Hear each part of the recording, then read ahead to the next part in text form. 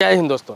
आपका खाता किसी भी बैंक में हो, चाहे बैंक ऑफ बड़ौदा में है, स्टेट बैंक ऑफ इंडिया में है, या फिर आपको बता दूं आईसीआईसीआई बैंक में है, एचडीएफसी बैंक में है, किसी भी बैंक में आपका खाता है तो आपका ये वीडियो देखना बहुत ही महत्वपूर्ण है। देखिए, आपको बता दूं ठंडी का वक्त है और बिल्कुल 6 बजे सुबह मैं शूट कर रहा हूँ आप लोगों के लिए, क्योंकि ये बहुत ही बेहतरीन अपडेट है और हर जिसका खाता किसी भी बैंक में है उसके लिए ये वीडियो देखना बहुत ही ज़रूरी है। आपसे रिक्वेस्ट करूँगा कि आगे बढ़ने से पहले इस वीडियो को लाइक करेंगे। मन में कोई भी सवाल प्रश्न होगा कमेंट बॉक्स में लिखेंगे, आपके सवालों पर भी वीडियो जरूर बनाऊँगा।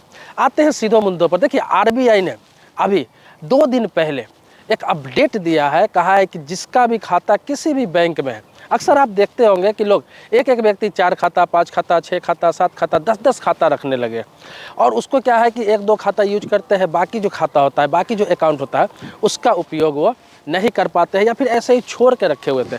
भले ही आप मिनिमम बैलेंस उसमें मेंटेन कर रहे हो लेकिन आप ट्रांजेक्शन नहीं कर रहे हैं, लेन देन नहीं कर रहे हैं, उन लोगों के लिए तो और ही नुकसान होने वाला है।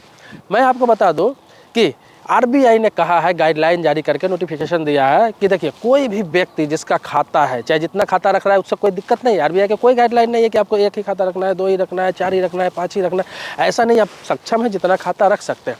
लेकिन बात आ रही ट्रांजेक्शन की, तो आरबीआई ने कहा है कि देखिए, जिसका खाता है और वो लेन देन नहीं कर रहा है, तो आपको पता ही है कि 2 साल के बाद लेन देन नहीं करते हैं तो उस खाता को फ्रीज कर दिया जाता है, निष्क्रिय कर दिया जाता है। मतलब कि जब तक केवाईसी आप नहीं कराते हैं तब तक उस खाता में लेन देन नहीं कर सकते।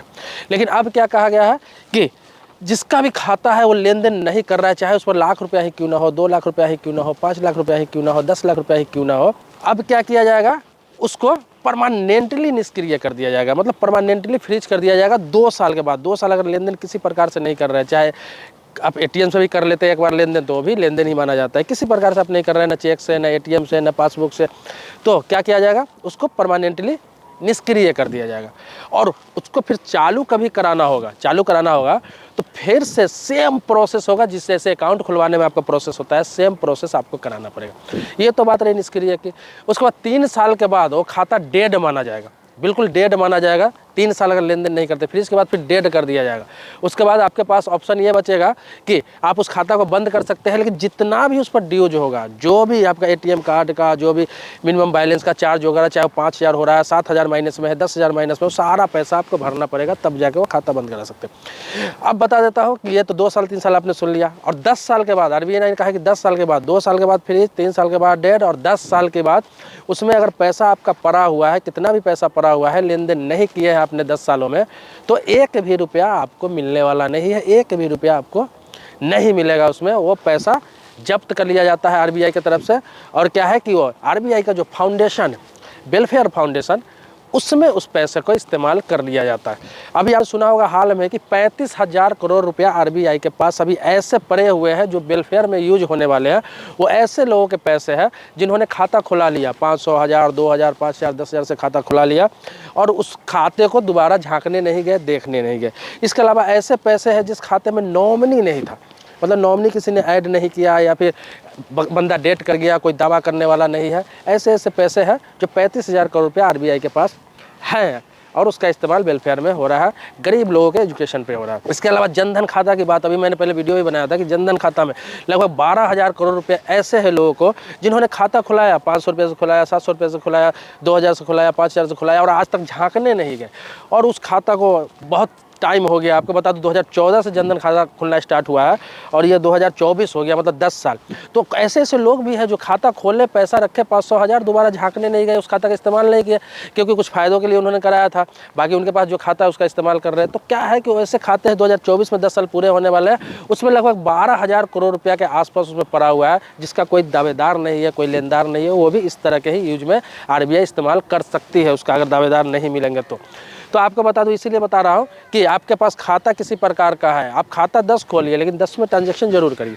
नहीं सक्षम है, बंद करिए, 2 ही रखिए, 3 ही रखिए, 4 ही रखिए। महीने में एक बार, 2 महीने में एक बार, 3 महीने में एक बार ही जरूर लेन देन आप उसमें करें, चाहे किसी प्रकार से हो। चाहे आप कार्ड से शॉपिंग कर रहे हो, चाहे पैसा निकाल रहे हो, भले ही आपको नहीं ट्रांजेक्शन करना है, एक बार पैसा आप निकाल लीजिए, 2-4 हज़ार रुपया, एक बार आप उसमें डाल दीजिए, आपको 1 साल के लिए फिर टेंशन फ्री। तो इस्तेमाल जरूर करिए। नहीं इस्तेमाल करते हैं इससे बहुत नुकसान है। इसमें आगे और ऐड कर देता हूँ एक चीज़ कि इस्तेमाल करने से आपको फ़ायदा क्या है कि हर आपको एटीएम कार्ड जो आपके पास होता है उस पर आपको पता ही है कि 2 लाख रुपये से 5 लाख रुपये का, अभी तो प्लेटिनियम कार्ड, बहुत सारे कार्ड ऐसे हैं जो 10-10 लाख रुपये तक एटीएम कार्ड पर आपको इंश्योरेंस रहता है। अब बहुत सारे लोग ये कहते हैं कि इंश्योरेंस रहता है एटीएम कार्ड पर, लेकिन आज तक किसी को मिला नहीं। बहुत सारे ऐसे लोग हैं जिनके साथ हादसा हुआ और एटीएम कार्ड का इंश्योरेंस क्लेम नहीं मिला।